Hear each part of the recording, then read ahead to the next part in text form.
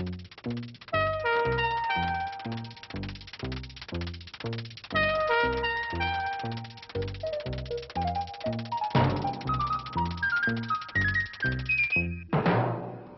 352 morts en 2 week-ends, mourir pour l'évasion. Cambodge, de la résistance à la lassitude, dossier envoyé spécial.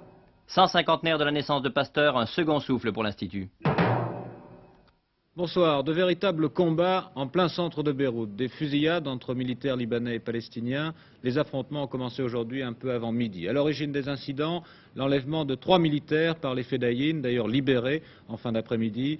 La violence des fusillades au cœur de la capitale libanaise montre aujourd'hui particulièrement que l'hostilité entre les Fedayines et les militaires libanais ne cesse de grandir. Les rues de Beyrouth sont vides. Seules des patrouilles de blindés circulent. Les habitants sont chez eux. Le noir est presque total dans certains quartiers. En passant devant les camps de Sabra et de Shatila, on entend encore des rafales d'armes automatiques. Les blindés sont en position, les blindés libanais. Ils entourent ces quartiers, d'où sont partis ce matin les premiers coups de feu. Il semble que les affrontements aient débuté ce matin autour de 12 heures. En effet, les blindés libanais ont pénétré dans l'un des camps palestiniens qui sont à la périphérie de Beyrouth, le camp de Sabra, et là, ils ont essayé d'attaquer le camp du FDPLP. La tension est extrêmement grande. En effet, les Palestiniens ont tiré sur les forces libanaises. On s'y attendait un peu depuis quelques jours, mais là, cela est fait. Que peut-il arriver? Il semble que l'armée libanaise soit décidée aujourd'hui à régler tous les problèmes avec les Palestiniens. On a d'ailleurs parlé de la situation au Proche-Orient cet après-midi à l'Assemblée nationale. Il s'agissait de questions d'actualité, dont l'une avait été posée par M. Krieg, le député UDR de Paris, et concernait l'utilisation des Mirages vendus par la France à la Libye. M. Michel Jobert, le ministre des Affaires étrangères, a rappelé que le gouvernement s'était déjà expliqué là-dessus, et il est revenu pourtant sur la position française dans cette affaire. Le gouvernement n'entend pas affirmer, en réponse à votre interrogation, que ces avions auraient été ou non mis à la disposition de l'armée égyptienne. Mais la question posée doit permettre utilement de rappeler, ainsi que cela a été fait en plusieurs occasions, et celles-ci furent nombreuses, que l'accord passé avec le gouvernement libyen en 1969 contient des stipulations précises. Il est évident que des avions ne sont pas destinés ni à rester au sol, ni à voler toujours sur le même circuit autour d'une base unique. Leurs mouvements sont sans doute à l'origine des démarches pressantes qui ont été effectuées dernièrement auprès de nous. Nous nous sommes évidemment préoccupés, et ce que je viens de dire sur notre action dans le passé en est une garantie supplémentaire. Nous sommes préoccupés d'en vérifier l'éventuel bien-fondé. Nous avons approché les deux gouvernements du Caire et de Tripoli et leur avons demandé si les allégations dont il s'agit étaient fondées. L'un et l'autre nous ont formellement répondu par la négative. En outre, à ce jour, rien ne permet de conclure que les accords signés aient été violés. Nous n'avons recueilli à ce jour ni preuve ni justification, quoique nous soyons prêts à le faire, à condition bien entendu qu'elles aient ce caractère. La parole est à M. Krieg.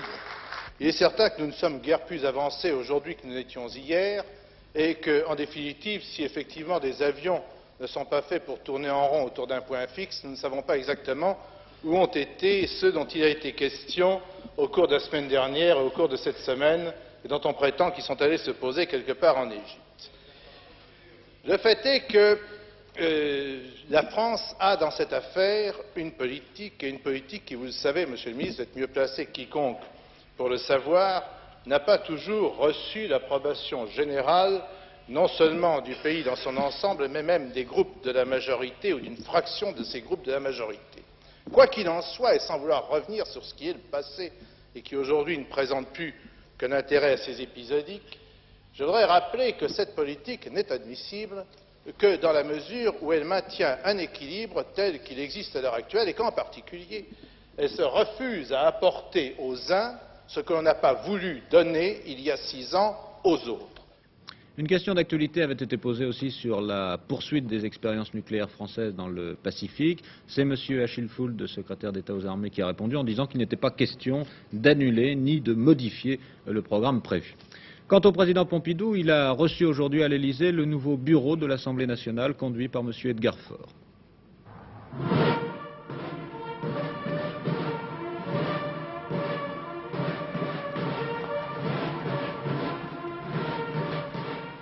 Au cours de cette réception, le président de la République a évoqué les rapports entre le gouvernement et l'Assemblée. Je souhaite, a-t-il dit, qu'il n'y ait pas de lutte ou de guerre entre l'exécutif et le législatif, mais une coopération utile et efficace entre eux. L'équilibre entre l'exécutif et le législatif permettra, a-t-il dit, la libre discussion, le libre choix des hommes dans le respect des institutions qui ne doivent pas être remises en cause. M. Pompidou a également insisté sur la nécessité de réduire à 5 ans le mandat présidentiel. C'est une réforme constitutionnelle dont sera saisi le Parlement. Le président de la République a également regretté que les ministres perdent leur mandat parlementaire, ce qui en fait des exilés de la vie politique lors des remaniements ministériels. Les socialistes, membres du bureau de l'Assemblée, assistaient à cette réception par respect pour la fonction et la personne du chef de l'État, mais ils ont déclaré que le président de la République doit être le président de tous les Français et ne doit pas intervenir dans les débats électoraux. Il y a eu des bagarres cet après-midi à Saint-Étienne, des échanges de coups de poing entre grévistes et non-grévistes. Pour l'instant, chez Peugeot, selon la direction, la reprise du travail s'est déroulée sans incident et 50% des effectifs étaient présents. Il semble cependant que l'atmosphère reste assez tendue. Du côté de la régie Renault, en revanche, les travailleurs se sont présentés ce matin à Billancourt en nombre suffisant pour que les chaînes d'assemblage des R4 et des R6 puissent tourner. Enfin, chez Saviem, à Blainville, les grévistes ont voté ce matin la reprise du travail. Du côté des agriculteurs, des réactions aujourd'hui après l'accord de Luxembourg sur les prix agricoles. Cet accord est un compromis. Il ne nous donne pas totalement satisfaction par rapport aux demandes que nous avions formulées, mais grâce malgré tout à la position que nous avions prise, et notamment la manifestation de Valenciennes, le gouvernement français et le ministre de l'Agriculture en particulier ont été amenés à être très fermes. Et l'augmentation de 5,5% sur le lait et de 10,5% sur la viande nous rapproche malgré tout vers une meilleure hiérarchie des prix. Parce que ce qu'on oublie trop, c'est que pendant ce temps-là, les producteurs de céréales vont avoir simplement une augmentation de 1%.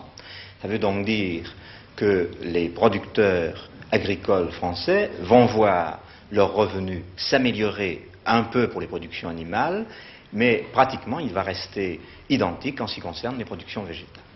Ce qui est l'élément important aussi de l'accord de Luxembourg, c'est la possibilité laissée au gouvernement français d'adopter, et nous l'espérons à la prochaine conférence annuelle en juin, des mesures en faveur des agriculteurs de montagne, notamment par une prime aux vaches laitières, permettant ainsi de compenser les frais plus élevés qu'ont ces agriculteurs des régions difficiles. Les sentiments de malaise et d'incompréhension n'ont pas été levés par le compromis d'hier. Nous devons résolument, si nous voulons que l'Europe continue, nous engager dans une politique économique et monétaire à l'échelon communautaire. En matière de fixation des prix, les prix de la production bovine, porcine, des fruits et légumes et du vin, mais aussi celui du lait particulièrement, sont insuffisants. Il convient donc à l'échelon national de réfléchir sur les solutions à apporter pour compenser cette faiblesse du niveau des prix. Il convient de s'engager résolument à l'échelon communautaire dans une politique d'orientation des productions. Le CNJA a fait des propositions en la matière pour tendre vers un équilibre lait-viande. Nous pensons que ces solutions peuvent être prises très vite et lors de nos journées d'études à Perpignan les 15 et 16 mai, les représentants des centres départementaux des jeunes agriculteurs se prononceront résolument pour demander l'application de cette politique. C'est une sorte de fable des temps modernes. On pourrait l'intituler la guerre du satellite et du câble sous-marin. Une guerre bien pacifique entre deux moyens de communication. Pour téléphoner aux États-Unis, il arrive maintenant couramment qu'on ait recours, sans le savoir peut-être, à un satellite qui peut transmettre 4000 communications en même temps. Jusqu'à présent, les câbles sous-marins n'étaient pas capables d'une telle performance. Ils viennent de rattraper leur retard. Un 6e câble sera bientôt posé dans l'Atlantique entre Saint-Hilaire-de-Riez en Vendée et la banlieue de New York. Un câble qui pourra transmettre lui aussi 4000 communications. Il y a 10 ans, Early Bird inaugurait l'ère des télécommunications par satellite. Ce jour-là, le monde entier a joyeusement enterré le bon vieux câble sous-marin. Les satellites se développaient très rapidement. De 100 lignes téléphoniques, la capacité est passée à 1000, puis 4000 conversations simultanées sur les derniers satellites Intelsat 4.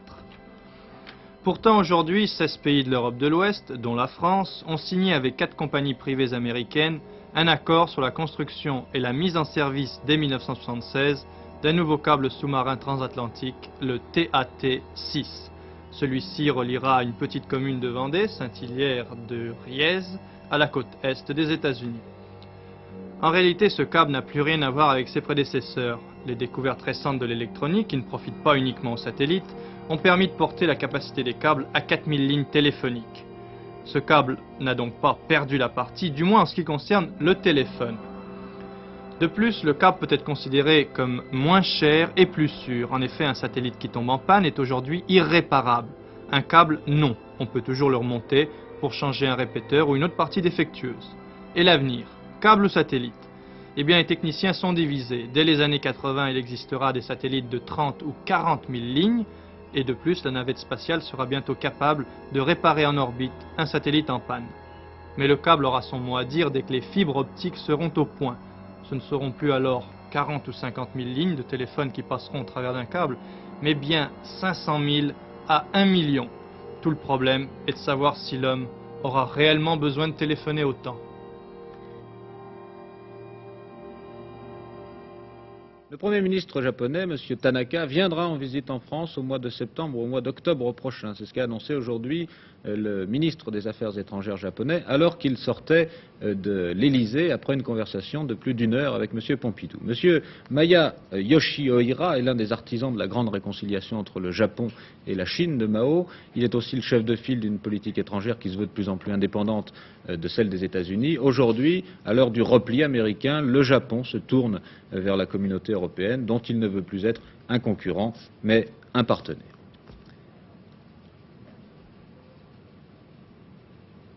Le chancelier Willy Brandt a eu un 2e entretien en tête-à-tête aujourd'hui avec le président Richard Nixon à la Maison-Blanche. Jusqu'à présent, l'essentiel des conversations a porté, semble-t-il, sur le rajeunissement de la charte atlantique proposée par le chef de l'exécutif américain il y a encore quelques jours.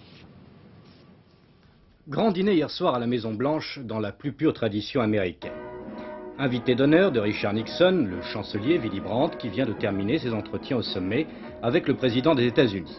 Les Européens et les Américains doivent se serrer les coudes. Richard Nixon et Willy Brandt en ont convenu. Pas de difficultés insurmontables entre les deux continents. Et, des plus, a affirmé le chancelier Brandt, il n'y aura pas de guerre commerciale entre l'Europe et les États-Unis. Le chancelier de l'Allemagne fédérale a également abordé, mais très prudemment, l'épineux problème de la réduction des forces en Europe. En fait, au cours de ces entretiens, Willy Brandt s'est fait le porte-parole de l'Europe, même si son union n'est pas achevée, et le chancelier a même parlé de personnalité de cette Europe. Enfin, lors du toast prononcé pendant ce dîner à la Maison-Blanche, Willy Brandt n'a pas manqué d'évoquer une affaire qui tient à cœur Richard Nixon. Nous savons, a dit le chancelier, Monsieur le Président, que vous avez dû vous pencher sur de sérieux problèmes d'ordre intérieur. Le chancelier pensait sans aucun doute à l'affaire Watergate. Il a retourné l'Amérique, mais il n'est pas encore sorti des remous du Watergate. Les Américains l'ont trouvé courageux, comme un chef qui a pris ses responsabilités sans faire porter le chapeau à des ultras trop zélés. Les deux questions demeurent encore sans réponse. Pourquoi en est-on arrivé là et comment en sortir? Le fond du scandale, une équipe d'intouchables, champions de la loi et l'ordre et de la majorité silencieuse, a violé toutes les règles du jeu dans une guerre électorale sans précédent. Tout était permis pour abattre une opposition jugée antinationale et sauver le président. Les bonnes raisons qui justifiaient les mauvais coups et menaient au scandale révélé par la presse. Comment en sortir? Le procès du Watergate est devenu un peu le procès d'un certain Steve Nixon. Une concentration fantastique du pouvoir, un sectarisme parfois arrogant, la guerre froide contre la presse, l'opposition le Congrès. On attend maintenant à la fois la lumière et un certain changement de style, et le président ne pourra plus gouverner exactement de la même manière.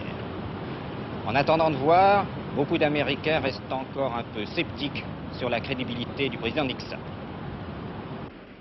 Nous devons croire que M. Nixon n'était pas impliqué là-dedans.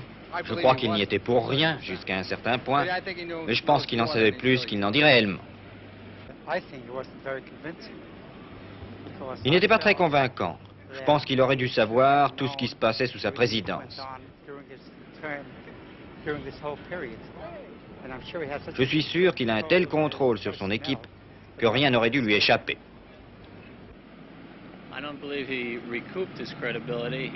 Je ne pense pas qu'il a retrouvé sa crédibilité. Il a fait retomber la tension qui montait, mais jusqu'à ce qu'il soit prouvé absolument qu'au moins il n'était pas au courant du camouflage de l'affaire, même son parti ne prendra pas ce qu'il dit pour argent comptant. Les combats se poursuivent au Cambodge, à peine à quelques kilomètres de Phnom Penh. L'aviation américaine est encore intervenue au cours de ces dernières heures et tout au long de la nuit dernière, des tirs d'artillerie ont résonné autour de la capitale cambodgienne. Le régime du maréchal Lon Nol essaie de rassurer une population soumise à des bombardements réguliers. Cambodgiens, résistance, lassitude, un reportage des envoyés spéciaux d'INF2.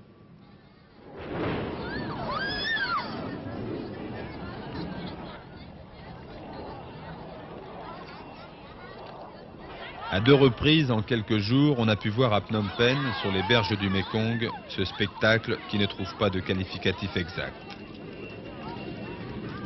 La population est lasse, inquiète, désabusée, elle est en train de tourner, comme on dit ici, et pourtant ce jour-là, cette foule applaudissait.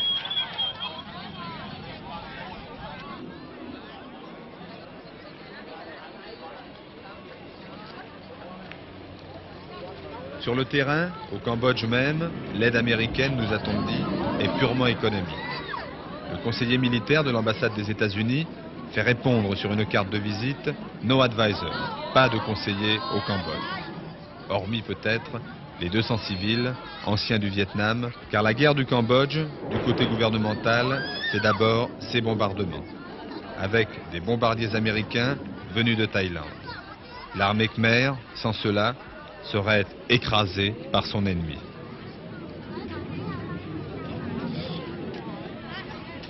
Sur la rive Est, la situation s'améliore. Nous avons ce matin même nos troupes qui ont repris toute la région riveraine et ont repoussé l'ennemi qui s'y infiltrait loin.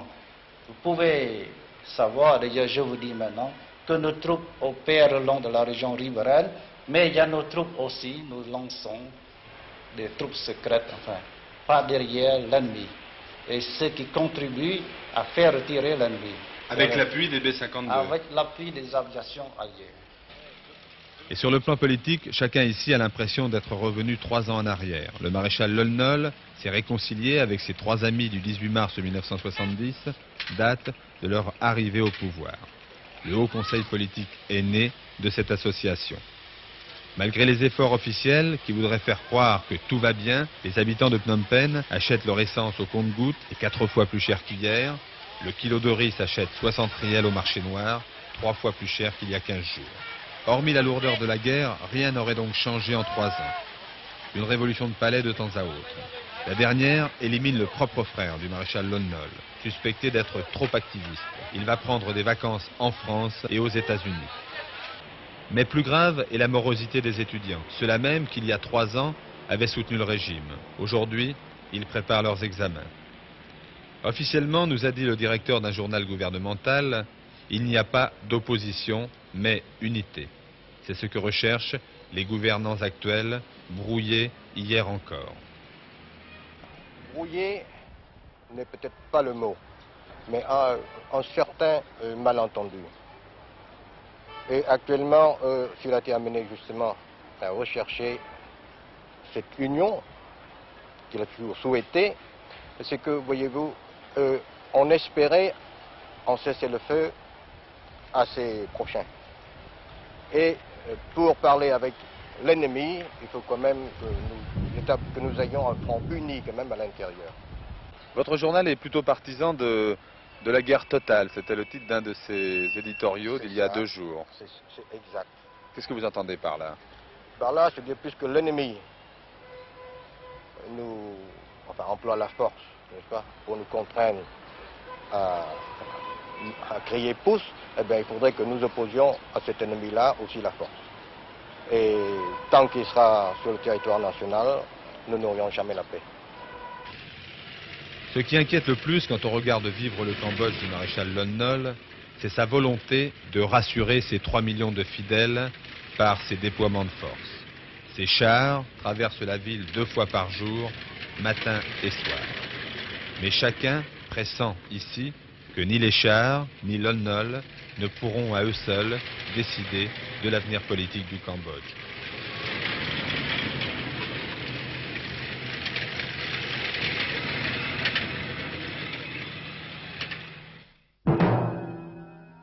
Les Français ont repris le travail ce matin et tout le monde ne garde pas un excellent souvenir de ces congés du 1er mai. Le temps n'a pas été fameux. Et pour ceux qui ont circulé, il y a aussi le souvenir amer de ce qu'ils ont vu sur la route. Le bilan des accidents est très impressionnant. 352 morts en 2 week-ends sur les routes de France. Il y a très certainement des leçons à en tirer. Cet accident, nous vous l'avons déjà montré. Une voiture qui roule trop vite, l'autoroute mouillée, un dérapage, 2 blessés, et encore ils ont eu de la chance. 2 blessés, ils font partie de l'interminable et désormais classique le bilan des week-ends. Celui de Pâques, déjà lourd.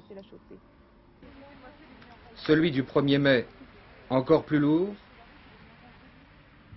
Et plus élevé que l'année dernière.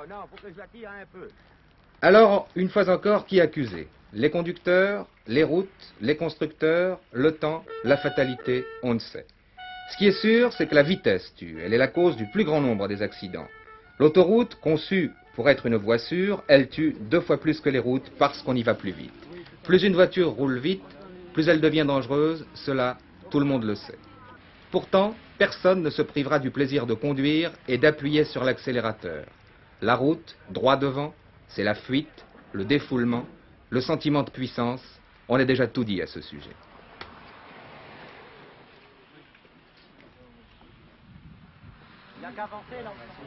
Chaque année aussi, il y a de plus en plus de conducteurs plus ou moins expérimentés. Limitation, prévention, répression, rien n'y fait. Le total augmente sans cesse et l'on se demande comment s'y prendre pour séparer une bonne fois pour toutes dans l'esprit des conducteurs la notion de l'automobile moyen de transport et celle du plaisir de conduire. Mourir pour l'évasion en 10 jours, 352 morts. Ce chiffre est dramatique, mais qu'il faut le considérer à la lumière de ce qui s'est passé l'année dernière. Et je constate malgré tout que par rapport au premier trimestre de 72, au premier trimestre de 73, nous avons eu 200 morts de moins sur les routes pour une augmentation de la circulation qui est de l'ordre de 15 à 20%. Par conséquent, en pourcentage et en valeur absolue, il y a une diminution qui tient aux améliorations de la route, bien sûr, mais aussi, et il faut le dire, à un certain comportement des conducteurs. Envisagez-vous d'augmenter le nombre des routes à vitesse limitée ? La question de la vitesse est une autre question. Personnellement, je pense que le plus important en matière de vitesse, c'est de contrôler sa vitesse plutôt que de limiter systématiquement la vitesse. De toute manière, nous avons entrepris une opération qui consiste à limiter la vitesse d'une manière pondérée, si je puis dire, plus ou moins, suivant les itinéraires. Et je pense que c'est une opération qu'il faudra poursuivre. Et sur les autoroutes, par exemple ? Sur les autoroutes, le problème ne me paraît pas d'un intérêt immédiat. 150e anniversaire de la naissance de Louis Pasteur. C'est aujourd'hui que débute une grande campagne en faveur de la recherche médicale. En fait, il s'agit d'ailleurs de sauver l'Institut Pasteur, créé grâce à la générosité du public et qui vit de la vente de ses vaccins. Aujourd'hui, plusieurs inaugurations, celle d'une exposition par le ministre des Affaires culturelles, celle également des nouvelles installations de biologie et de virologie. Sauver l'Institut Pasteur, c'est l'objectif du professeur Monod. Si j'ai accepté la direction de l'Institut Pasteur, c'est pour servir la science. Et le moyen de servir la science actuellement à l'Institut Pasteur, c'est de développer son industrie. D'ailleurs, l'entreprise elle-même, dans la mesure où on la photographie séparément, est parfaitement saine et parfaitement viable. Le problème consiste à ce que cette entreprise permette d'entretenir la recherche elle-même, et pas seulement la recherche à court terme, pas seulement la mise au point industrielle, le type de recherche que font la plupart des industries privées, mais entretiennent la recherche la plus importante, la plus fondamentale.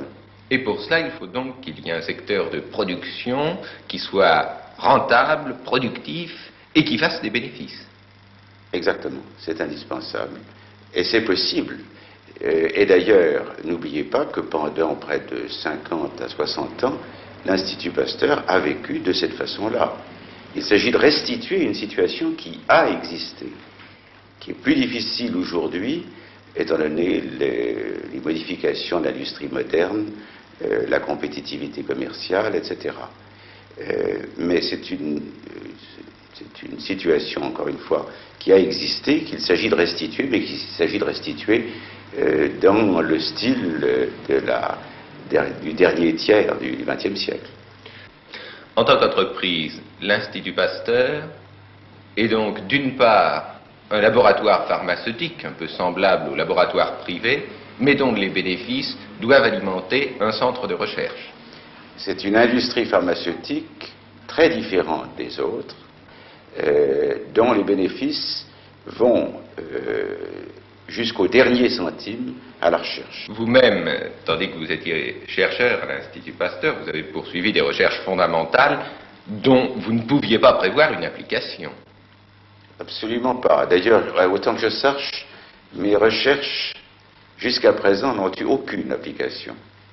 Et il est indispensable que ce type de recherche soit poursuivi à l'Institut Pasteur. C'est cette recherche qui, en définitive, nourrit l'avancement de la connaissance sur les bactéries, les virus, la chimie du corps humain. Et c'est de là, en définitive, que sortent les véritables progrès de la médecine. Le Tour d'Espagne, aujourd'hui la 6e étape. Le premier tronçon a été remporté par le Belge Roger Swerts devant le Français Labourdette. Et ensuite, il y avait une course contre la montre par équipe qui a été remportée par les Italiens de Molteni. Aujourd'hui aussi, l'un des grands rendez-vous hippiques de l'année avec les meilleurs cavaliers d'Europe, c'était le Grand Prix de Rome. Vous allez pouvoir apprécier la manière dont le colonel Piero D'Inzeo, de nationalité italienne, a remporté le Grand Prix de Rome, 4e épreuve du concours hippique international officiel de Rome. 14 cavaliers s'étaient qualifiés au cours de la première manche et devaient donc effectuer un second parcours pour se classer. Pour gagner, il s'agissait bien entendu de ne pas commettre de fautes et de ne pas dépasser le temps imparti. Premier obstacle, l'Otser, les bouleaux. Remarquez la liberté du cheval, le harnachement est simple et le cavalier laisse davantage de rênes au cheval. Il essaie surtout de retrouver les attitudes naturelles du cheval, les mécanismes naturels. C'est une méthode complètement différente de celle appliquée en Allemagne où le cheval est soumis, son harnachement est alors plus complet. Le quadruple réussi, l'obstacle est impressionnant mais moins difficile qu'on pourrait le penser.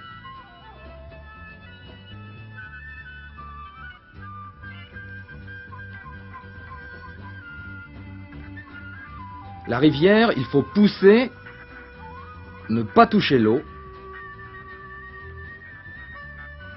Et dans un instant, le dernier obstacle, sans doute le plus difficile.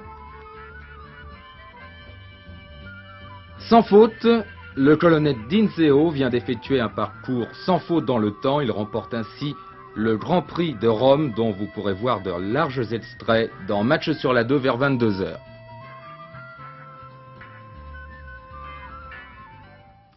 La météo, avant de terminer, aujourd'hui les températures ont marqué d'ailleurs une hausse assez sensible sur le nord-ouest. Dans l'ensemble d'ailleurs, ces températures sont restées assez élevées pour la saison. Demain, la zone de basse pression de l'Atlantique va continuer de pousser vers la France de l'air perturbé assez chaud. Demain matin, le ciel sera couvert et pluvieux sur l'extrême ouest et près des côtes de l'Atlantique. Sur le reste de la France, des éclaircies mais aussi des averses parfois orageuses. Dans la journée, les pluies atteindront la Normandie, le Berry et le Limousin. Et ailleurs, le temps orageux devrait se généraliser. C'est Jean-Marie Cavada qui vous présentera notre dernier journal, tout de suite après Match sur la 2. Excellente soirée à tous, au nom de l'équipe d'INF2.